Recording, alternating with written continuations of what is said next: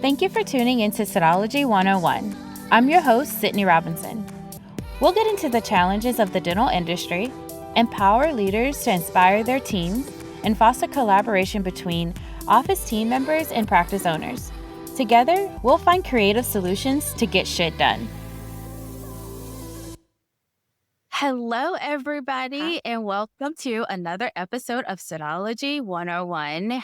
Y'all are in for a treat because I have one of our baller business owners, office managers, wife, hygienist, like all the titles joining us today.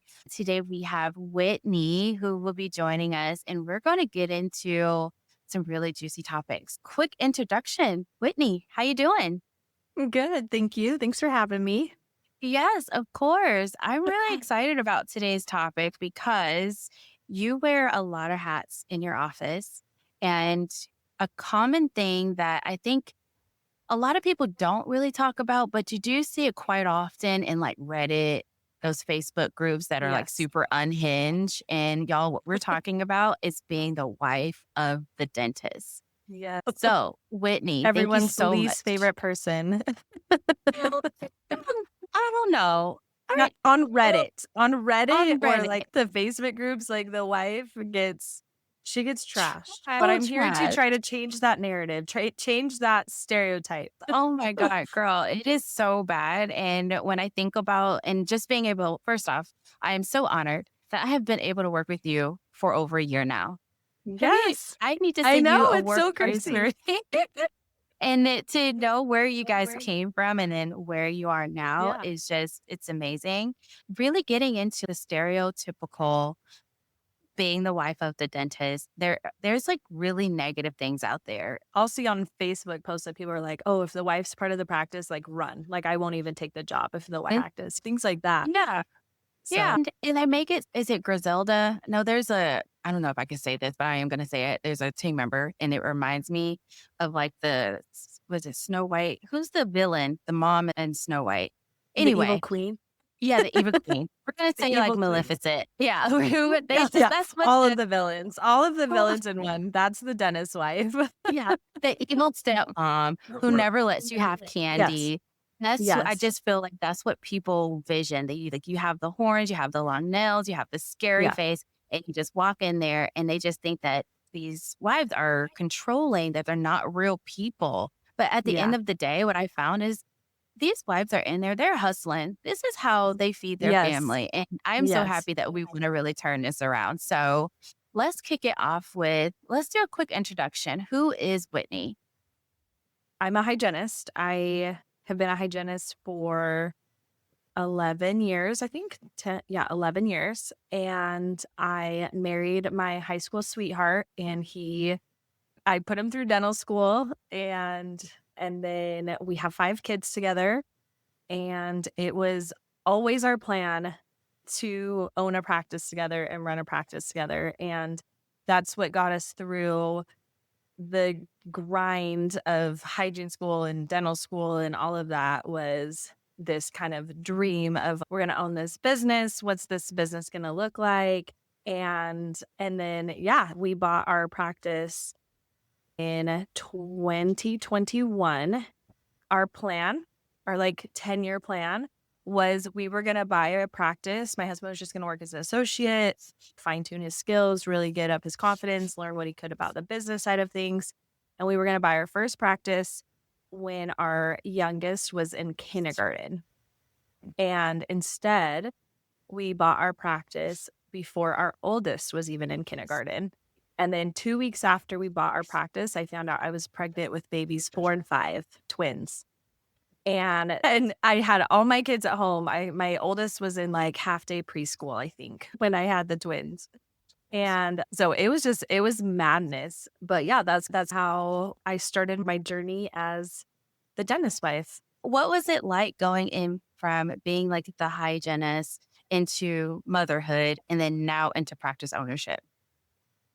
It really was a lot. I love working clinically. That's like my true passion. I love being with my patients and I love helping them be as healthy as possible.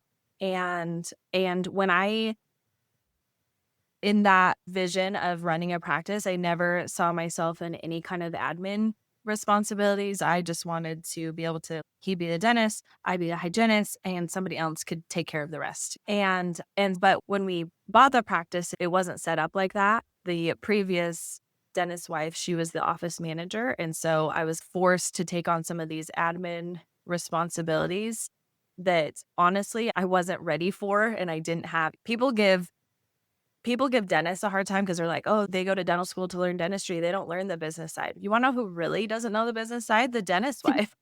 Yes, girl. Especially when she's a hygienist. I really didn't know the business side, Yeah.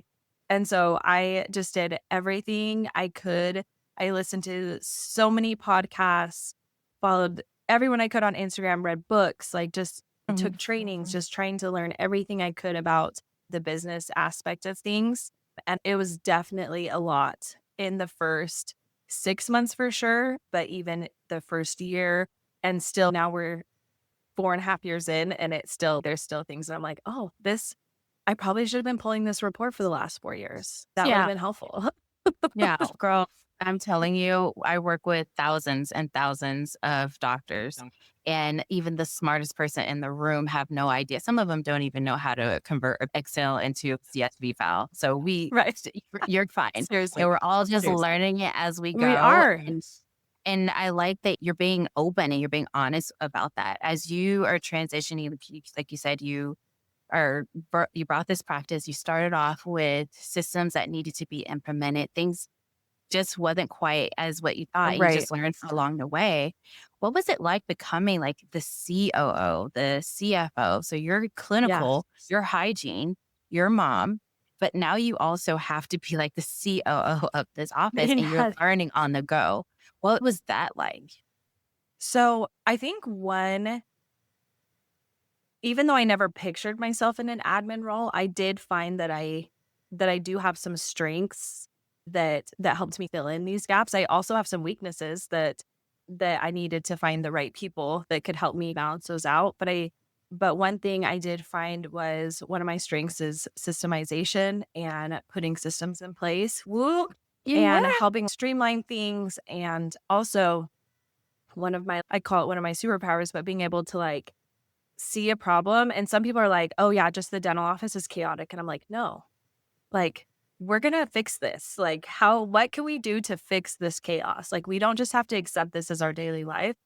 And so there's a couple of things that I wanted to address really early on, and that's dentistry in general kind of has a bad rap for, especially as like office manager, for like poor work-life balance. And so that was something I was like, I do not accept this. We are gonna figure this out and figure out a different way of doing this. Yeah. Same with one thing that I found as a hygienist. I went into hygiene because I was told it was a good mom job, and that's a lie 90% of the time, because you have your schedule built out 6 months in advance. You've got patients relying on you.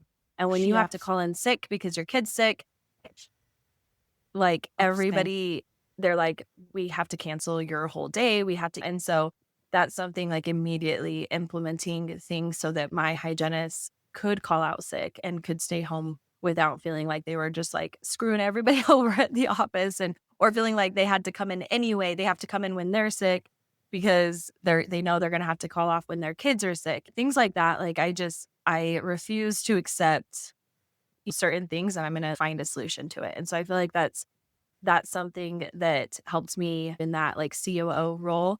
And then numbers, I do like numbers, and I feel like I'm like good at math. And so I was able to, that's been so helpful trying to like go back and clean up accounts and things like that. But I will say, as advice to like, office managers, or if you happen to be the dentist wife, like if those aren't your strengths, that's totally fine, because something I didn't have assisting experience. And so that's definitely like a hole in my expertise, but being able to find the people to help me, like to help support me. So if we're trying to work out a system that something's going on doctor's side, I pull in my assistants and my lead assistant, and we can brainstorm together and use their experience and my brain of being able to strategize and come up with something together. And so if putting systems in place isn't your strength, that's okay. I think what's really important as a dentist wife is like finding like finding your lane and staying in it. Yeah. Like carving out your lane and then figure out what you're good at and then staying in it. Yeah. Because when I think of that stereotypical dentist wife that everyone hates, I feel like it's somebody that's all over the place and just meddling with different things and then like Yeah. making a mess of it, which I have done.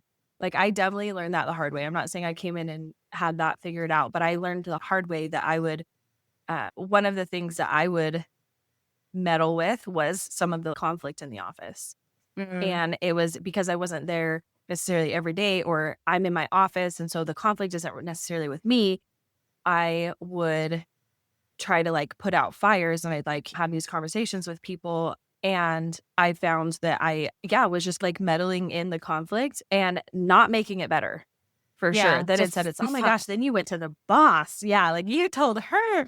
And so those are things, those are systems that, putting the people in place, putting in this kind of like hierarchy. If you have issues, you're going to go to this manager or this lead assistant. And then if I get involved, everybody is on the same page. Everybody knows I'm getting involved and it's not just like people coming in like tattling to mom. So I love that. So it sounds like you really learned how to lead with intent versus becoming like the boss's wife.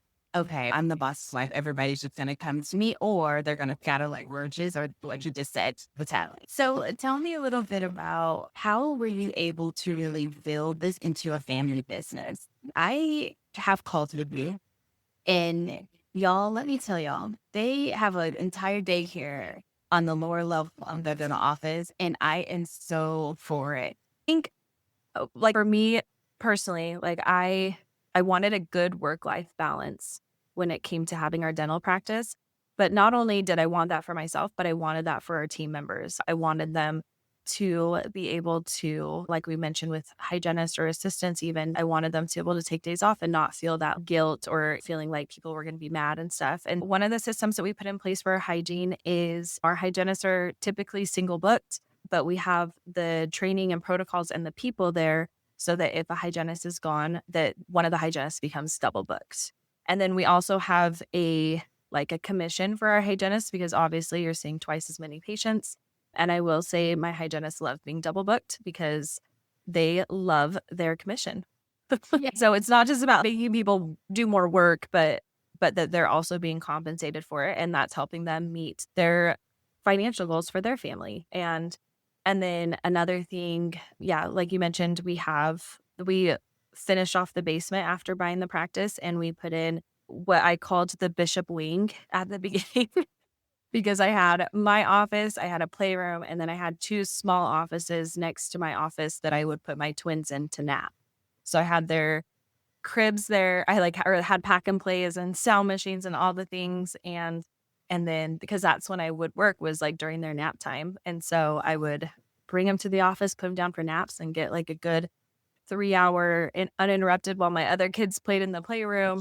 Oh my goodness. And so, yeah, so that was really awesome. And still, my three big kids are in school, but the twins are still with me at work 100% of the time. Yeah. And they're awesome. They're like the little office mascots. Half the time, we have also our dog there. So we just everybody comes. And then yesterday, we had two of our employees' daycare canceled. And so they joined us. So we had 6 kids down in the Bishop wing. And I got baby Snuggles. One of my employees has I think she's 4 or 5 months, little potatoes, just Yeah. happy just to hang out. And so I got to hold her all afternoon. And so it was really fun but I think that's just important is that like we have lives, our team members have lives and they have families. And that's why we do what we do, right? That's why we're going into work. And it's a really big deal to me that my team members are able to get off school or get off work so they can go to their kids' school things. Yeah. And so having those systems in place where it's not going to be total chaos Yeah. when team members are gone, because we always have team members gone. Always. Yes. Yeah. 100% of the time.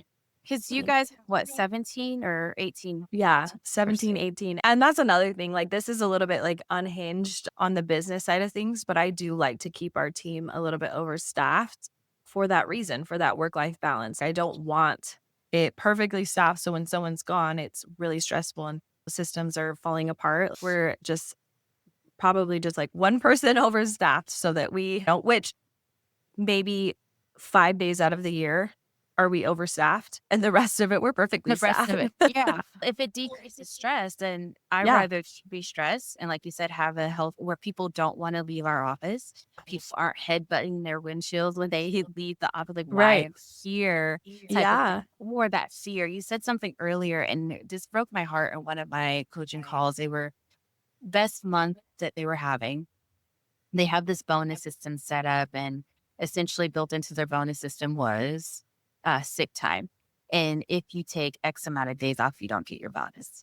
And Mm, I really like that you guys are all about that family. And she mentioned, okay, my kids were sick, but I had yeah, to figure out how to come in because I wanted to make sure that I was going to get my bonus.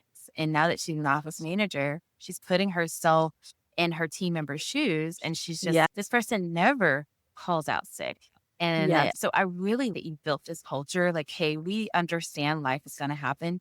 We're planning for that. Just because we have poor planning on our part doesn't mean that we need to stress people out because we know right. life happens. How did you get to that point though? Now that you're figuring out you're staying in your lane, you're not being the boss's wife, you know what you're really good at.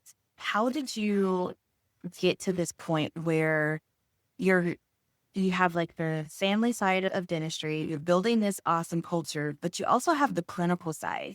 And Dr. Bishop, he has a whole different way of thinking than you do. How do you guys collaborate and communicate together?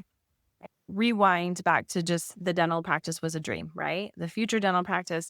When I dreamed about the dental practice, like I am like very much like HR mindset. Like I thought about the team. Like I was like, oh my gosh, I can't wait to have this like awesome team. And I want good work life balance, all those things. That was part of my dream.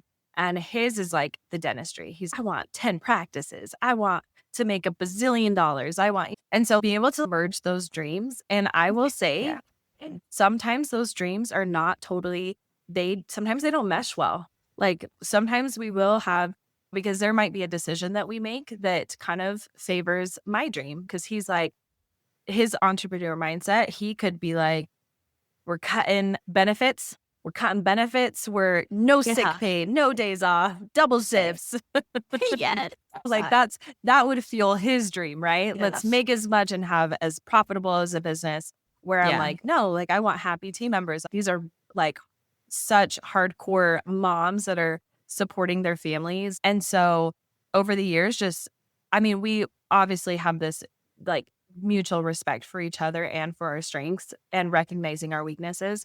And when we're having a conversation, like trying to see his point of it, which was a lot harder in the beginning, like just that entrepreneur mindset, like it was a lot harder in the beginning, but just being able to like recognize each other's strengths and we respect each other for that. So sometimes I do have to step back and be like, okay, where's the compromise in this? I want everyone to have 100 days off of work, but obviously the business can't afford that. Like, what can we do? What can we do to keep both of those dreams alive and healthy? And so definitely having the hard conversations. Honestly, sometimes I'm like, man, how do office managers do it when they're not married? Yeah. Like, how do you have these hard conversations with Girl. somebody that because I can be like totally honest and be like, look, Yeah. you're being crazy. Yeah. You can't say things like that. You know what I mean? I can say that. But if it was like my boss, I'd be like, I probably just wouldn't say anything. Yeah. So that's one thing. That's one thing I want to change the narrative. If you've got your dentist wife is in the practice, you've got somebody that Yes. has your back. But Because no. I've had team members come to me and they're like, doctor was so grumpy and he bit my head off. And I'm like, no, you came to the right person. I will tell him he has to apologize.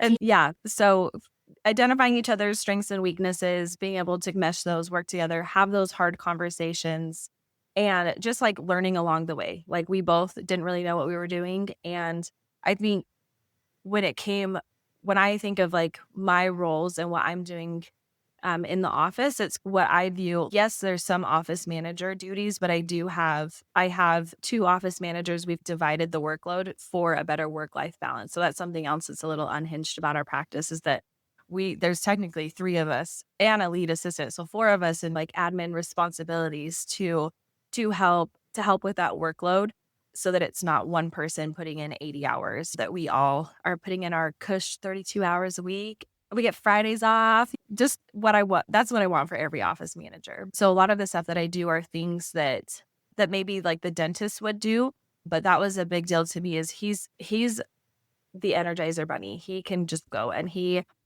can see 5 patients at once, and he's quick, and he's so great at his job, and I'm just like always just so amazed at everything he can accomplish in a day. But then I knew that he would need those like admin days, right? That he would do those things that he needs to do, but I want him home. I want that work-life balance. And so that's what motivated me was I'm like, okay, if he had an admin day, he would be doing XYZ. What if I did that during the week? Yeah. And then he would have Fridays with us or whatever. And Yeah. so that's one thing that has helped us have a good work-life balance as well, is just me taking on some of those like payroll, and I do like more of the HR stuff, like the conflict and the culture, like office culture stuff, and then implementing the systems and things like that that might more typically fall on like the dentist kind of like running the business. So How would you, as you're talking, that this is really cool. I really like that what you guys have built in your small town, Ulysses, yes. Kansas. You have this team that really understands that. You guys know everybody. And Yes. like you said, it's a small knit town. How did you, as you bring on team members, you're the wife, you're the hygienist, you're COO, you have your kids there in the office, your doggos in the office, your OGs who's been working Yeah. with you for a while knows how everything goes. But as a new team member coming into your practice, how do you really get that whole, before they even start, I am the wife. All right, we're past that. Here's what we're about. How do you do that with your new team members so that they don't go in with that, oh, she's going to be a boss hole? It's funny because I will say, which you and I have talked about at different, like the 1-day intensives and stuff that I've gone to, is I am a little bit more self-conscious about being the dentist wife. Like I don't always like people to know that, just because there is this like stigma of it. So when I'm interviewing people, I feel like that's where it starts, right? Is when I'm interviewing people, I want them to know what they're getting into. My kids are usually there at the office. They're coming and interrupting me. I usually make a couple jokes and I'm like, oh my gosh, Dr. Bishop brings his kids to work. And then I'm like, I'm just kidding. There are kids. Like we're married. And so like they just know from the beginning that it's a dumpster fire. And so then they can decide if it's something they're up for. But we have these conversations. So I feel like it's really important to start from the interview that it's not so much, yes, I'm interviewing somebody to see if they'd be a good fit, but I also want them I want them to know what we're about and what I'm about and what's important to me, like discussing our office culture and how that's like a non-negotiable for me. I'm like, look, we're like Sydney mentioned, we're in a small town. Our nearest dental assisting school is, I think, 4 hours away. So nobody's been to assisting school. Everybody is just on the job training. And so it's not so much like interviewing for skill, right? Because nobody's got the skill. I'm interviewing for, are you going to be a good fit? Are you going to come in here and blow up my office culture that I have worked so hard to create, and now I'm protecting it with my life, right? Yeah. And so I will tell them that. I'm like, look, you're a slow learner. Don't care. Yeah. You sometimes don't handle stress very well. I don't care about that either. But if you're going to come in and you're going to be mean and you're going to stir drama and like talking about people, I will absolutely fire somebody for that. I haven't had to yet, but I feel like it's because of having that conversation in the interview. We're not going there and I will protect it. So you need to do a little self-evaluation. Like, am I that person? And then of course there's like red flags that I've learned to identify in interviews, which is always just surprising to me because I feel like interviews, you can put your best foot forward and you can say, I always hate it in interviews because I'm like, they're just telling me what I want to hear. Mm-hmm. But I've learned that that's not the case. Like some people, I'm like, whoa, they said that. Yeah. Like I've had people be like, I'm like, how do you handle conflict? And they're like, I'm going to be nice, but if you're going to come at me, I'm going to come at you. And I'm like, oh, okay. Noted. That's how we handle conflict. Okay. Little red flag. So addressing that from the very beginning. But I will say one good thing that I have going for me, I guess, as far as people coming into the practice is that because people don't have that dental experience, they don't know that that's people's opinion of the dentist's wife. Yeah. You know what I mean? I Yeah, they don't know that. I feel like it's mostly if somebody were to come from another, if they have dental experience and stuff, then they're like, oh, wait, the dentist's wife is here. What's her role? What is she doing here? What is she like? And then as far as my OGs go, I feel like I was so fortunate in that the dentist's wife had already been there. The dentist's wife was the office manager, and me stepping into that role of they were just used to it. Because you guys Yeah. purchased this in 2021 and it was an Yeah. acquisition. So then Yes. the And my husband had been there for 2 years, and I had worked as a hygienist. Like, I had oh, relationships with everybody. We were friends. I loved everybody on the team. And so I feel like I don't know, like, our dental associate, he just left and purchased a practice, but it was one of those purchases where you, like, don't meet the team and you just, like, show up and you're like, "I'm the new owner." And his wife is trying to, like, step into that role, and I'm like, "Oh, man, I can't imagine just being, like, strangers, and you'd have to prove yourself," and that's something I don't envy. Like, I'm just really glad that wasn't our experience. It was much better. It was much easier to kind of transition into that role when I already had, those yeah. relationships. So, For what I like what you said earlier when we were talking about just your leadership and what you're good at and the systems. And when you do find that maybe there is a little bit of drama, something that you mentioned earlier that I want to make sure that all dentist wives heard here, where you get the team members involved and you collaborate with them. yes. And you're asking them questions. Maybe it is a problem and you're like, okay, I don't have all the answers here. My lead assistant may know more about Dr. Bishop tells me, and this is something classic with all doctors I work for. These mofos, they will go in and tell you that it takes them 30 minutes to do a crown prep when we all know good and well that the appointment is not 30 minutes. And True. I think that those are some of the things, and I've worked with a husband and wife team, and I am so honored that I did not have a horror story, but I've heard some horror stories. But I will say one of the things for me was she didn't have really a lot of dental experience. She came from real estate. And yes, she's going based off of what the doctor was telling her. And I go, okay, hear me out. Actually, back then, this was old Sydney. So I didn't say, hear me out on this. I would go, all right, All right. do you think that he really takes 30 minutes for an appointment? Or should we like test it out and see what happens? Because this is like 21-year-old Sydney. I was a little firecracker at that time. So I know I spoke my opinion unsolicited. And thank God her and I got along really well because she would cut that Sure. too. And then she'll go, okay, what do you think? And I really did let she valued my opinion, but Yeah. she would like take what the doctor was saying and then she would come back to us and she would tell us what to do. And I'm like, girl, no, okay, let me just pop that bubble real quick and let me Yes. tell you. But she was really open, and I was so grateful for that. And I know I'm joking around, but that was my personality back then. Was it still is now, but I'm a little Yeah. bit more professional. I use my words a little bit better. But 21-year-old Sydney was one of those team members that will say something if I see Yeah. something. And I like the fact that same thing that you did was you got your team members involved in that. And if I can give Dennis Wife anything is, especially if you don't have experience or especially if you're coming from clinical or something like that, get your team members involved in making these decisions where they feel heard and feel respected. Now, here's the real good question. What happens when mommy and daddy disagrees? And I want to know, at work or at home? both. Very differently at work or at home. At work, there are times that I do know, because that is a oh my gosh, sorry. Can we cut? Just kidding.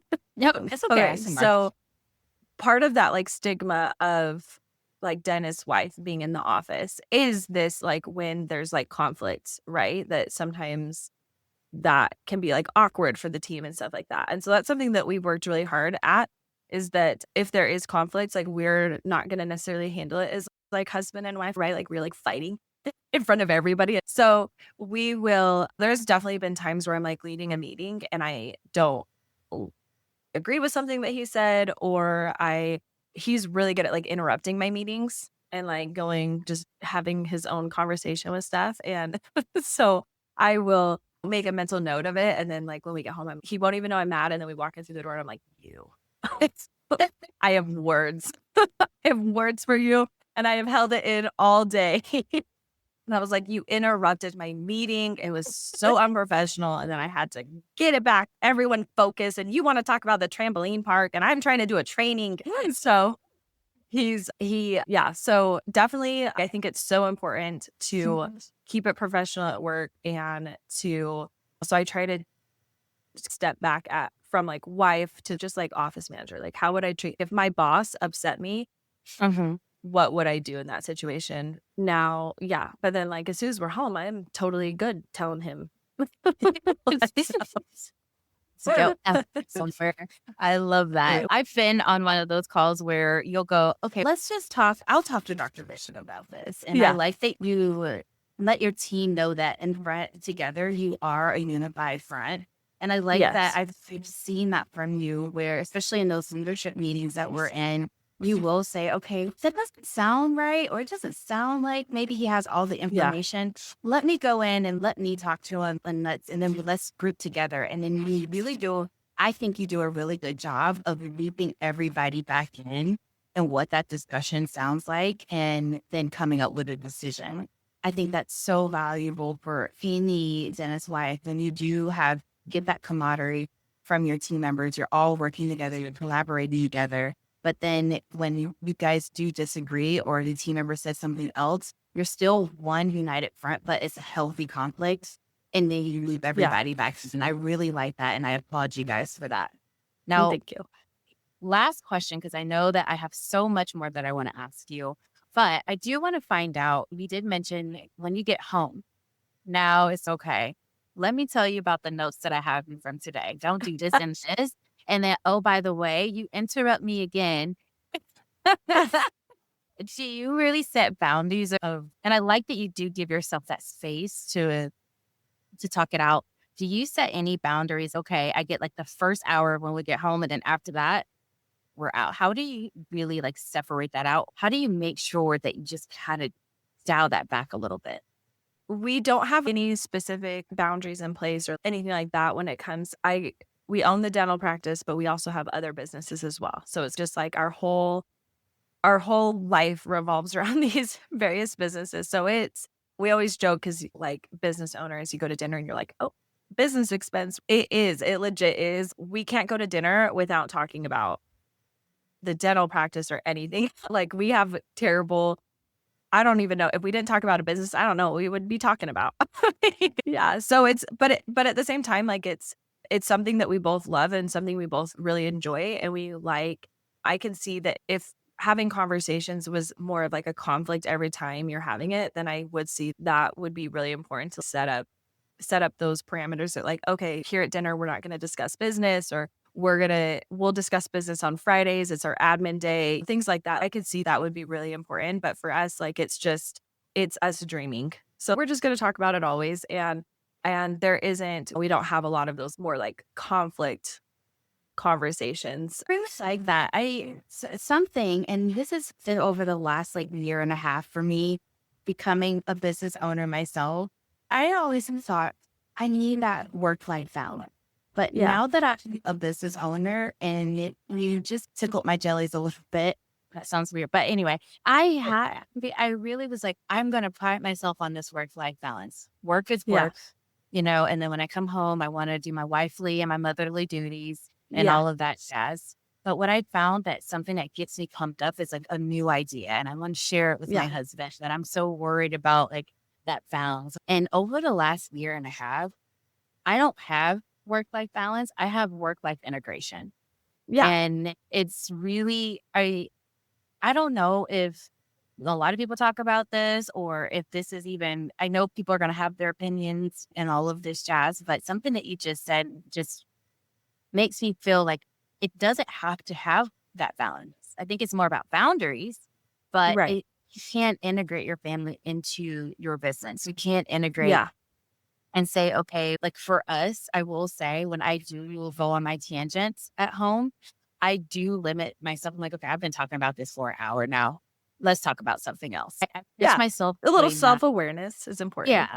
Yeah, especially if it's a tangent. Now, if I'm really excited Yeah. about something, oh, it's all day. You're not gonna get it out. But my Yes. husband works from home, and so I am his drama. So Yeah. he gets no other stimulation other than Yeah. He's for giving me. me all the tea.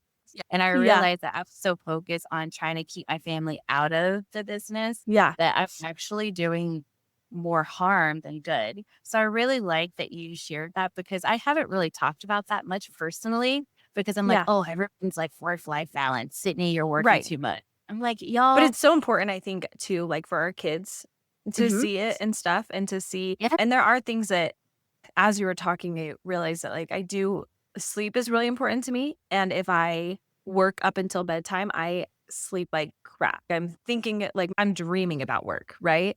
And so for me, after 8 o'clock, like I am not allowed to pull out my laptop, even if I'm like, oh, I just got to do like just something real fast. Like never, like I'm not allowed to. Yeah. And Braden knows that. And so he will hold me accountable to that. When I like go to pull up my laptop, he's like, what are you doing?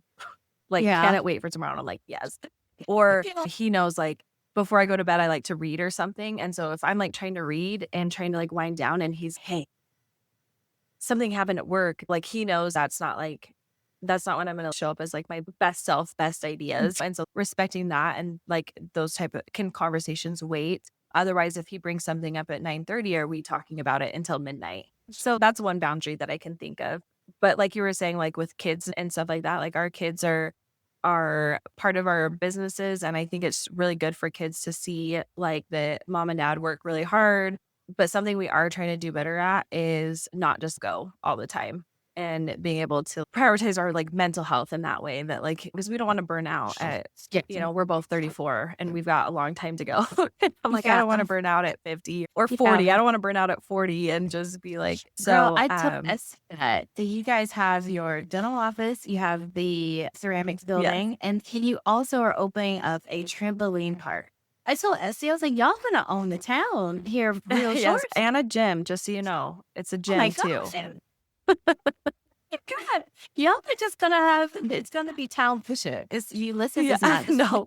We just love doing stuff as family and we like yeah, it's just really fun for us. And then like I mentioned before, my husband has that like entrepreneur mindset. Like it's like a hobby for him. To start a Yeah. business is a hobby. It's what makes him happy. So I love that. I work with serial entrepreneurs, and that's what I call yes. them.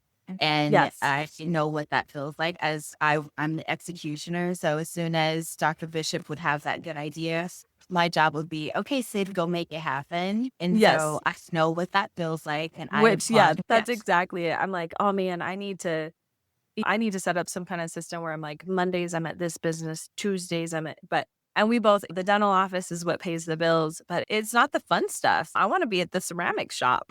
Yes. Yeah, making cute So little mugs and things like that. I just appreciate your time. I think this is a really serious topic that a lot of people don't really talk about. It's like how do we integrate our families into the dental practice? Having a family-owned business. You guys have multiple family businesses. We have young kids. And then, of course, that scary statement, like dentist wife. I really appreciate you sharing, and we're definitely going to have to do a part 2 to this. Also, please, y'all, if you're listening, go follow them on social media. I'll let you do your handle and all that jazz, but y'all crack me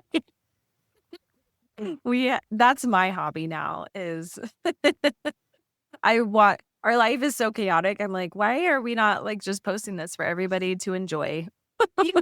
I'm enjoying it, and I'm like, Thank you. ooh. I told Esty the other day, I go, I think I could have 5 kids. I think I could do it. You know what's funny is I had somebody tell me that like in town, she's I've been wanting more kids, but I've been worried about it. But then she's like, then I see you guys and your big family, and I'm like, I could do that. I'm like, you can. Yes. Thanks so much, Whitney, for joining me on this Halloween day. I know people are like, Sydney, are you in your jammies? Yes, I'm a unicorn today. Oh my gosh. That's adorable. And I just can't wait for part 2. Yes, thank you. Thanks for having me. This has been another episode of Sydology 101. Today's episode was sponsored by FOA Coaching. If you would like to find out more about team training or personalized coaching, visit foacoaching.com. Also, make sure to follow us on Instagram at Sydology 101. Until next time, friends.